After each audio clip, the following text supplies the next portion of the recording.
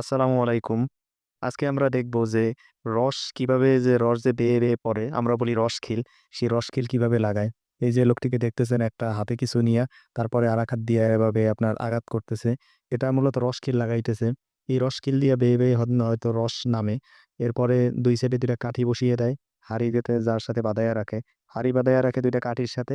আর এইটা দিয়ে মূলত আপনার রসখিল বলি আমরা, রস নামে। এই যে এখন কাঠি বসাইতেছে। ২ সাইডে ২ টা কাঠি বসাবে। আর এই ২ টার সাথে হাঁড়ি বাঁধাইয়া দিবে। তা আসলে খেজুর গাছটা আমরা দেখি, আমরা দেখে অনুভব করি যে আসলে খেজুর রস সংগ্রহ করা কতই না সহজ। কিন্তু আমি এই কাজগুলো দেখে অনুভব করলাম যে আসলে এটা মোটেও কিন্তু সহজ না। কঠিন পরিশ্রম আছে। আর এই লোকটার বিশেষ করে কাজগুলো এতটাই সুন্দর যেটা প্রশংসনীয়। এবং দেখছেন যে সে আপনার রসকিল এবং কাঠি ২ টা লাগিয়ে কিন্তু ইতিমধ্যে রস সংগ্রহ করার জন্য একটা উম আ কলসি দেয়, এখানে আপনার হাঁড়ি দেয় নাই। একটা বাড়া দিয়ে